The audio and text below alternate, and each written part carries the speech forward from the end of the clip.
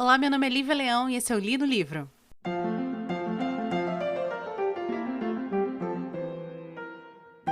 Eu ia fazer um programa de outro livro que era a resenha do A Morte de Ivan Lynch, do Tolstói.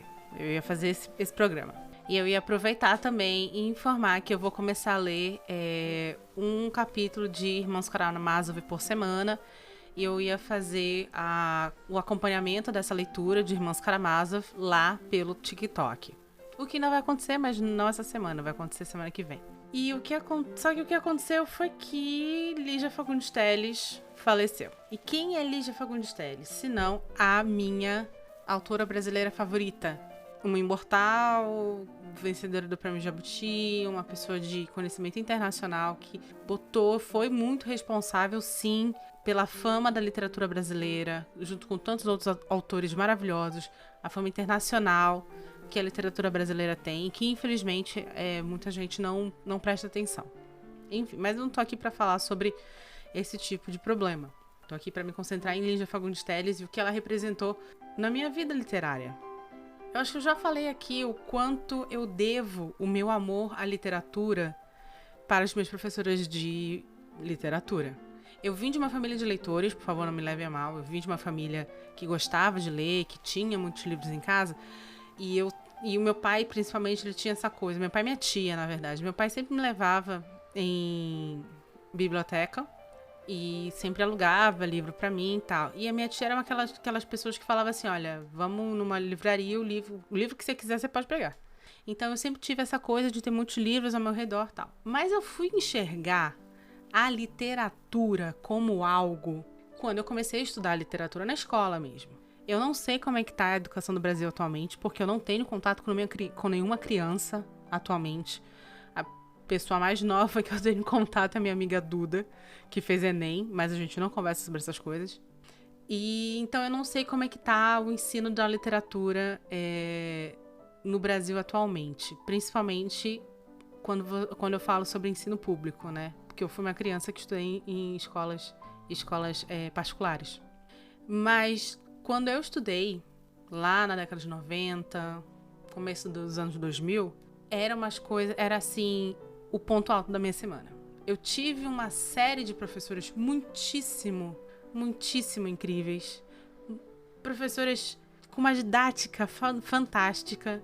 Em todos os colégios, em todos os cursinhos que eu participei, que eu fiz, eu tive professores e professoras, especialmente professoras, que era a grande maioria, de literatura, que realmente me fizeram amar a literatura. Numa dessas, acho que no primeiro ano do ensino médio, se não me engano, um dos livros que ia cair na FUVEST era Ciranda de Pedra, que é o livro que a gente vai começar hoje, mais na segunda parte, porque é um livro que, como eu li há muitos anos atrás, é um livro que eu vou cruzar muito com a minha vida, porque eu vou contar pra vocês a história do livro baseada em lembranças que eu tive. Então, assim, quando eu soube, por causa todo esse amor à literatura e todo esse contato que eu tive com Lígia Fagundes Telles, quando eu soube do falecimento dela agora, dia 3 de abril, eu fiquei um pouco sentida, né? Eu fiquei um pouco sensível quanto a isso. Então eu resolvi falar assim, ok, Tolstói, te amo, te adoro, Ana Karenina é um dos meus favoritos do mundo, Morte de Ivan Lynch é fantástico, mas vamos parar e vamos dedicar então a Semana do Li no Livro para Lígia Fagundes Telles. Não mais que merecido, viveu a vida de uma maneira incrível e marcou a minha vida como leitora também. E agradecer de antemão as minhas professoras de literatura, que foram mulheres que conseguiram, sentadas atrás de uma mesa, me fazer viajar e entender muitas coisas que só hoje, aos 36 anos, eu realmente tenho o contato geral de seu significado. Porque tem isso, né? Quando eu li Ciranda de Pedra, quando eu li Ciranda de Pedra, eu senti coisas, eu tive contato com coisas que demoraram 20 anos para serem amadurecidas e hoje, aos 36, é que eu realmente compreendo. Literatura tem isso. Que essa é a beleza de um livro. Aliás, essa é a beleza da cultura. Porque você pode ter essa experiência também vendo um filme e tal. Que é, aquilo entra em você, fica com você e te acompanha por um bom tempo na sua vida. E às vezes aquilo volta à tona. E é quando você vai ter uma outra visão, talvez menos simplista, se você teve contato muito na infância com aquilo, talvez menos simplista, e aí você realmente vai entender as profundidades e camadas daquela obra. É isso. Cultura é isso. Você viver várias vidas em uma só. Mas enfim, senhoras e senhores, quem é Lígia Fagundes Telles? Lígia Fagundes Telles nasceu em 1918 e morreu em 1922, com 103 anos. E olha que loucura, né? Todo mundo achava, ela falava pra todo mundo que tinha 98. Descobrimos, então, que era 5 anos mais velha, né? 1918, morreu agora em 2022. Escritora de vocação e advogada de formação, ela é filha de uma pianista e de um jurista, né? E, obviamente, que esse casal de uma artista com um jurista não vai dar certo. Eles vão se separar em algum momento da vida. E quem vai morar com a mãe é a Lígia, né? E a mãe estava extremamente infeliz com o casamento com o pai. Quando eles se separam, meio que a mãe fica, né, meio pobre, assim, porque o pai continua vivendo sua vida, porém rico, né? Já que era um jurista muito bem sucedido, que chega a ser procurador. E a mãe não tem isso. E na verdade, registrado visitas que a Lígia faz para o pai e a diferença do poder aquisitivo da mãe com o pai e da vida que ela tinha com ambos, né? Isso fica marcado. Prestem muita atenção, porque esses pequenos momentos na vida da Lígia Fagundes Telles vão ser resgatados em Cirano de Pedra, que vai ser o primeiro livro dela, que vai ser lançado em 1954. Ela acaba, com o tempo, crescendo e indo estudar em locais que vão fazer com que ela tenha contato com modernistas paulistanos, né? Então ela vai ter contato com Oswald de Andrade, Mário de Andrade. Lembrando que o movimento modernista, ele é um movimento cultural, então ele não existe só na literatura, ele vai existir também na arte. Então ela também vai ter contato com Tarsila do Amaral e Anita Malfatti. Porém, a Lígia ela vai se conectar com um movimento posterior ao modernismo, que é um movimento chamado pós-modernismo, que podemos dizer que é o movimento que nós vivemos até hoje, tá? Ele também não é apenas um movimento literário, é um movimento cultural que toma conta do mundo, mas que na literatura ele vai ter regras muito claras, né? Temas muito claros, que é ausência de regras e valores que são as regras e valores conectados à sociedade pré-modernista, que é aquela sociedade mais tacanha, mais cheia de regras, machista. Lígia Fagundes Telles, por sinal, vai ser uma escritora extremamente feminista. O pós-modernismo, ele fala muito sobre pluralidade, individualismo, ele critica a produção em série. O Andy Warhol, ele é um pós-modernista. Ele vai em suas obras, né, as obras pós-modernas, geralmente tem um quê de mistura entre o que é real, o que é imaginário, a imaginação e o real. Eles não têm uma definição muito grande, eles se mesclam um pouco, e a gente vai ter também um apreço até um pouco exagerado pela liberdade de expressão. Isso tudo é um movimento da qual Lígia Fagundes Telles vai fazer parte, que é o pós-modernismo. E nós vamos encontrar algumas dessas características em Cirano de Pedra. Ela vai publicar, ela é uma grande contista também. Aliás, eu conheci o primeiro livro dela como livro de contos depois de Cirano de Pedra, e ela vai publicar o primeiro livro com a ajuda desse pai que tinha grana. Ela vai também se formar em direito, meio que para agradar esse pai, mas ela curte isso, tanto que ela vai se tornar uma advogada, ela vai trabalhar em secretarias, né, com cargos políticos, ela vai se tornar procuradora também, até que em algum momento ela vai se separar do primeiro marido dela, que deu o sobrenome de Telles, e que era o professor de direito, um dos professores de direito dela, muito mais velhos, e ela vai ficar um tempo separada dele e depois ela vai se casar, entre aspas, novamente. Por que eu coloco entre aspas? No Brasil, isso a mãe dela também vai sofrer, ela vai sofrer, e uma das personagens do livro Cirano de Pedras vai sofrer. No Brasil, nessa época, não existia divórcio. Existia uma coisa chamada desquite, que era uma regulamentação da separação de um casal. E como funcionava? Existia ainda o laço jurídico do matrimônio, Porém, existia a separação oficial, né, era oficializada a separação de corpo e de bens do casal. Em uma sociedade machista, quem saía perdendo era a mulher. Exemplo, hoje em dia, se uma mulher quiser fazer uma laqueadura, ela precisa, para fazer esse procedimento, da autorização do marido. Aí você me diz, não existe divórcio. Digamos que não existe divórcio até hoje. Você já está com outra pessoa e você quer fazer uma laqueadura. Você teria que pedir autorização do seu primeiro marido. Por quê? Como é um desquite, a autoridade, entre aspas, do primeiro marido ainda é válida. Então você, casada com outro homem, numa união estável com outro homem, teria que ir pedir ajuda ao consagrado escroto que você se divorciou, que você se desquitou, desculpa, porque não existe divórcio. Era isso que as mulheres na época tinham que passar. Sem falar da própria situação de que você seria mal vista. Isso não está muito longe do que acontece hoje em dia, por exemplo, na Coreia. Mulheres divorciadas na Coreia do Sul são muito mal vistas, porque é uma sociedade machista. Assim como o Brasil é uma sociedade machista. Melhorou muito, não vamos tirar isso do jogo. Melhorou muito, mas não é o não é o melhor país do mundo quanto à saúde, direitos da mulher. Então, tinha também esse estigma, né? A mãe dela vai enfrentar isso, ela vai enfrentar esse estigma, esse escândalo, porque ela faz isso em 63, se eu não me engano. O escândalo de se desquitar, e isso também vai acontecer no livro Ciranda de Pedras, tá bom?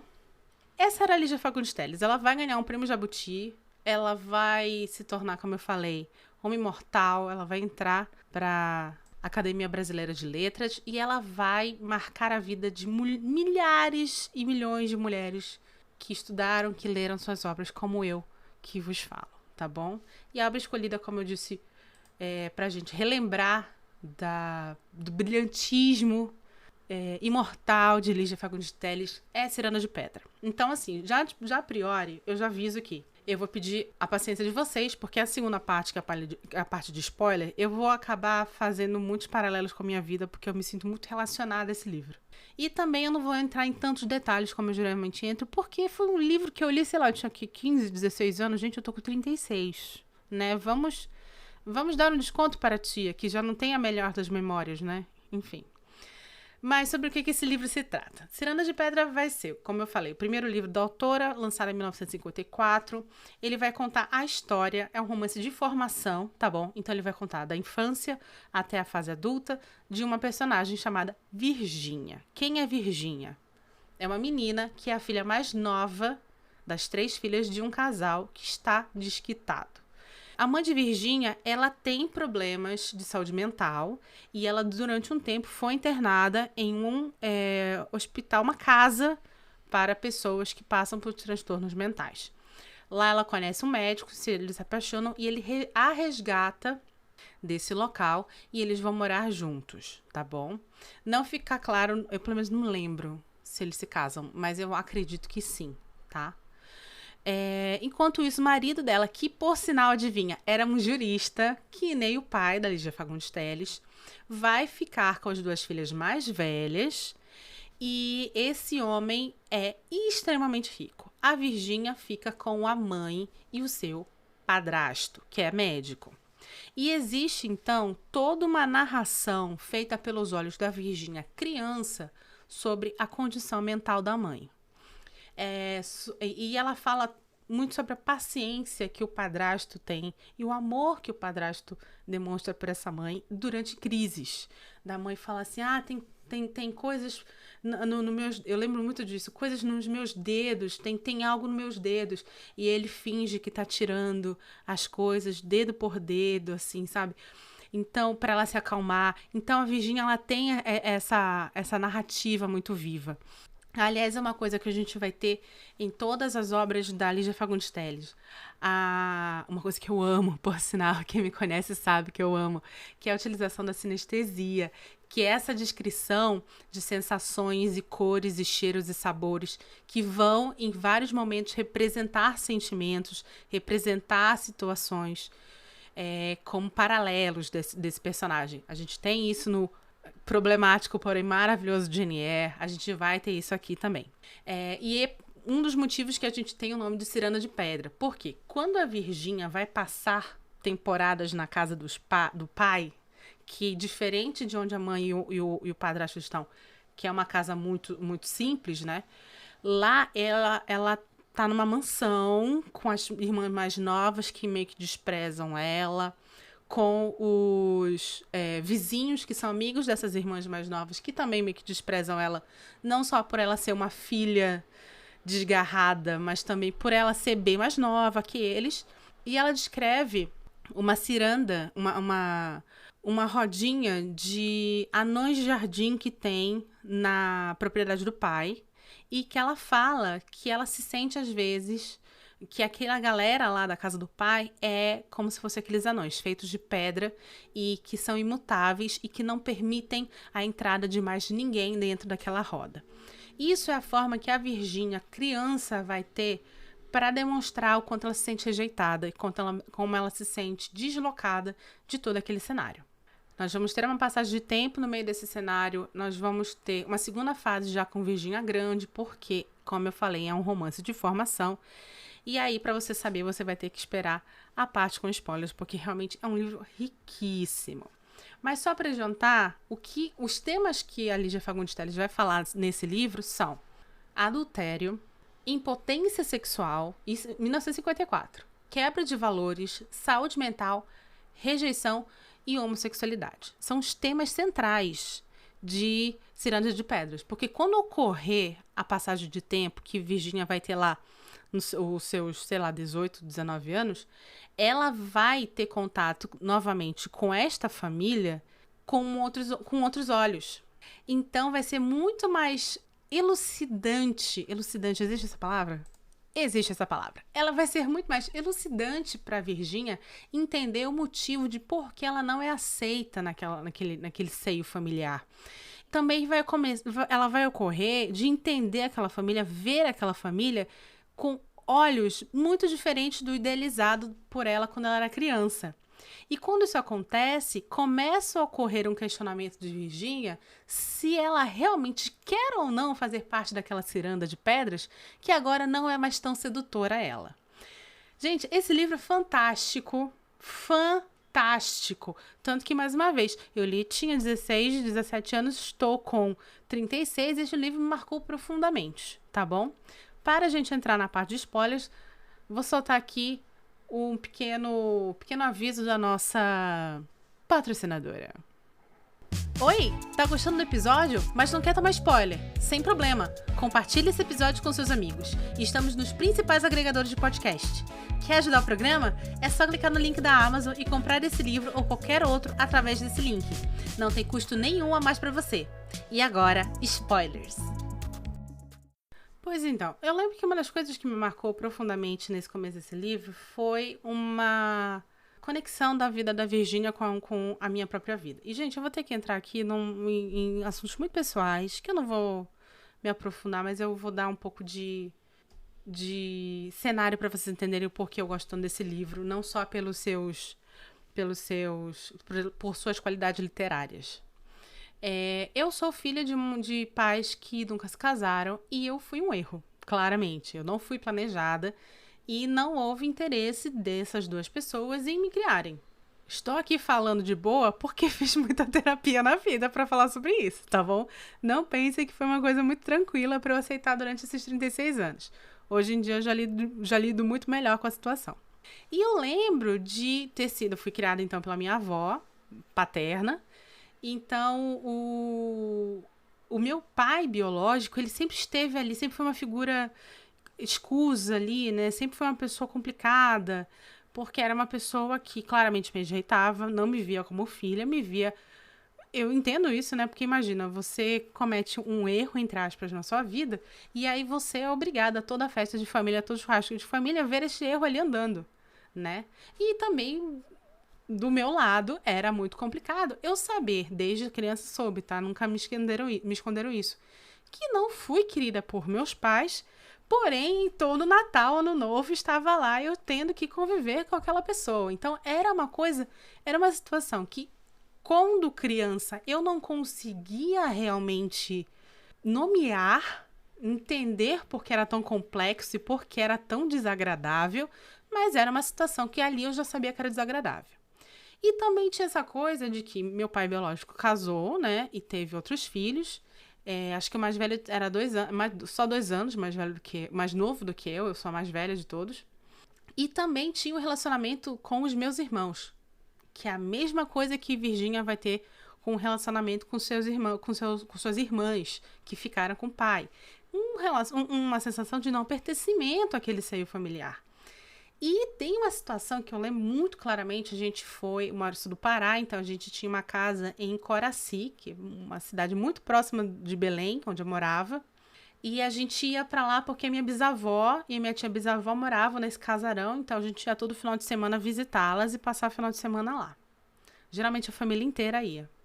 E aí, eu tenho essa lembrança de chegar no quarto da minha avó e casar do meu pai biológico com a esposa e os 3 filhos chegarem juntos. E aí, nisso, a minha bisavó virar, que ela, assim, nunca fez distinção de ninguém, viu? Nunca fez distinção. Virar e falar assim, fulana, não vou falar o nome da minha irmã aqui porque eu não quero processo. Fulana, cumprimente aí a sua irmã, né, que seria eu. E ela, tadinha, pequenininha, sei lá, 5, 6 aninhos, fala assim, olha, minha mãe falou que ela não era minha irmã. Então, assim, esse tipo de situação ocorreu comigo a vida inteira. A vida inteira eu fui questionada. E isso é muito louco, porque Virgínia vai sentir isso, vai sentir essa inadequação a esse seio familiar, ela vai sentir essa falta de pertencimento. E quando ela volta para casa da mãe, ela vai ser uma criança negligenciada, porque a mãe está com problemas de saúde mental muito graves. E esse homem, que é o padrasto dela, por mais que a trate bem, ele não olha para ela e fala assim, olha, eu te quis aqui. Não, ele queria esta mulher. E esta criança foi presente, assim, foi a gordura que foi junto com essa mulher. Então é tipo o fardo que ele tem que aguentar, além da saúde mental da mulher que ele ama, junto, né, para poder amá-la. Então era uma criança que ninguém queria. Ninguém queria. Independente de ter ou não carinho, ninguém queria. E era exatamente o que eu sentia. Porque, mais uma vez, eu fui criada pela minha avó, mas a minha avó também não estava muito afim. Gente, mais uma vez, 36 anos de muita terapia. Terapia na vida, análise, muda muito a forma com que a gente lida com as situações. Minha avó já era uma mulher de, sei lá, 50 anos, já estava com filhos criados, não estava mais afim. E, assim, não estava afim mesmo, né? Então, foi uma criação complicada. Foi uma vida inteira com essa sensação de não pertencimento, de rejeição, assim como Virgínia. E assim como Virgínia, existe toda uma passagem de tempo que vai existir dentro da minha vida muitas situações complexas que, graças a todos os deuses envolvidos e aos deuses da análise, hoje em dia eu consigo tirar proveito e reflexões profundas sobre isso, que é o que vai acontecer com a Virgínia. A mãe de Virgínia vai falecer nesta primeira parte do livro e essa criança não vai ter com quem ficar, porque o médico não vai querer, o pai e as irmãs vão rejeitá-la de uma maneira muito, muito polida e vão pegar e empacotar essa criança e mandar para um colégio de freiras, um internato de freiras. Que eu acho que se a minha família tivesse tido essa oportunidade, teria feito. Aí o que vai acontecer? Vai ter a passagem de tempo. Vai ter um pequeno momento ali de conversa sobre como foi a vida dessa criança nesse colégio interno de freiras, sendo que eu também estudei em colégio de freira. E aí vai ser dito que ela foi vítima de alguma perseguição ou de algum bullying ali pelas pessoas desse colégio. Algo que também aconteceu comigo. Por quê? Se você for ver... Engraçado, eu estava assistindo hoje um documentário chamado When We Were Bullies, que é Quando Fomos Bullies.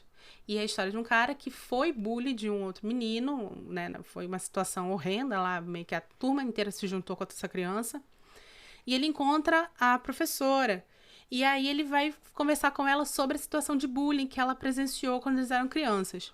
E ela fala assim, olha, meu filho, eu não me lembro, eu tenho 90 e tantos anos, não me lembro, porque não foi uma situação isolada. Isso acontecia todo o tempo. E por que acontecia todo o tempo? Porque crianças, ela fala, gente, isso é muito louco quando ela fala isso no documentário. Ela fala assim, crianças, diferente de adultos, não sei porquê, é quase mágica, elas sentem quando uma criança é diferente, quando uma criança é mais vulnerável. E elas vão atrás. E aí, pensem comigo. Você tem um paizinho, pô, não tô falando se o seu pai é bom ou ruim, sua mãe é bom ou ruim, mas você tem uma estrutura familiar tradicional que em 1990, 1950 era o status quo. E quando você sai dessa organização familiar tradicional, você, então, talvez fique vulnerável, porque talvez você não tenha quem vá lá na escola falar, né, para as freiras, olha, minha filha tá sofrendo bullying. Você não tem isso. Olha, minha filha chegou machucada. Você não tem isso. Olha, minha filha chegou com o cabelo cortado. Olha, rasgaram o caderno da minha filha. Você não tem ninguém que vá te proteger. Então você torna-se, obviamente, o alvo das outras crianças. E você torna-se também o alvo, principalmente, de organizações como a Igreja Católica, onde o divórcio também não existe. Olha só onde a pobre da Virgínia foi se meter. Quer dizer, onde meteram ela, né? Era uma criança que todo mundo sabia da história do pai e da mãe. Era uma criança que todo mundo sabia que, diferente das outras duas irmãs, foi empacotada e mandada para esse internato. Então, ela não é uma criança benquista lá também. E assim vai ser a vida de Virgínia.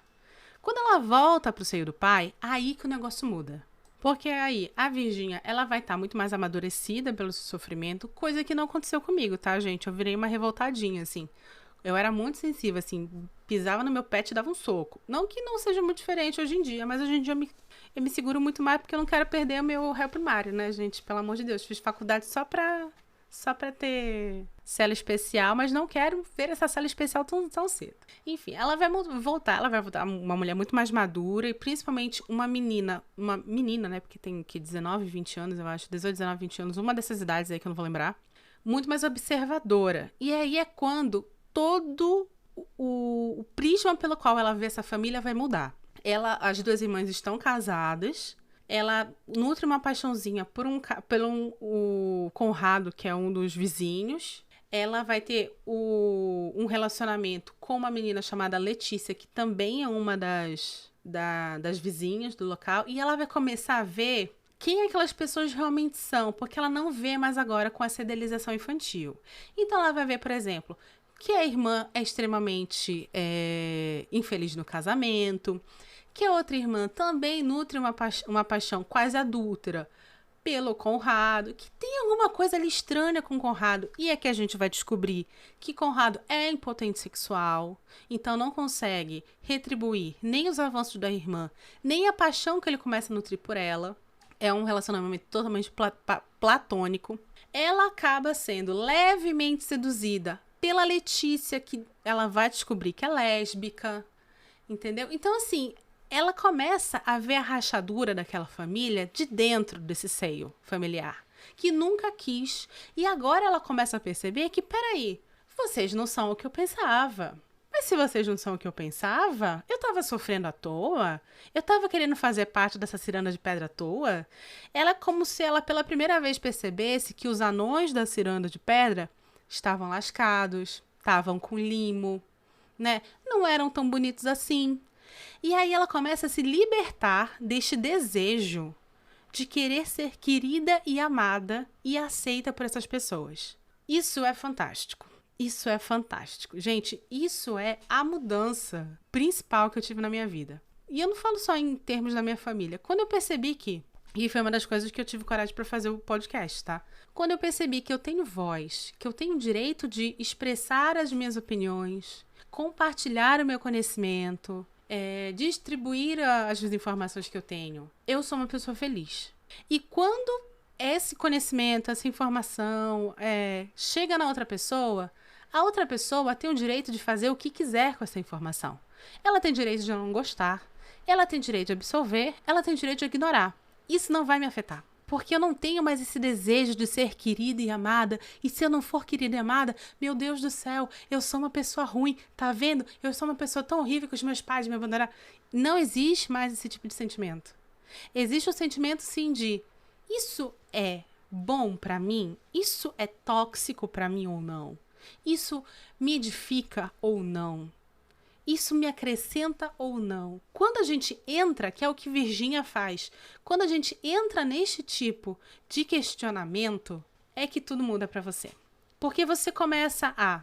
Não é que você se torna indiferente ao sentimento alheio, mas você passa a ter menos peso, você passa a botar menos peso na opinião alheia sobre você e você passa a botar menos peso em você para ser aceita ou ser querida ou ser amada. E isso, cara, é uma libertação única na vida. Mas é uma libertação que vem depois de muito trabalho de análise. Muito se olhar no espelho. Muito pegar a Lívia bebê, a Virgínia bebê e dar o colo que estas crianças não tiveram. Você mesma. Quando você mesma entra em contato com sua criança interior, que nunca teve afeto, nunca teve amor, nunca teve compreensão, foi negligenciada, e dá amor, e dá afeto, e cuida dela, você se torna uma adulta diferente. E é o que vai acontecer com Virgínia.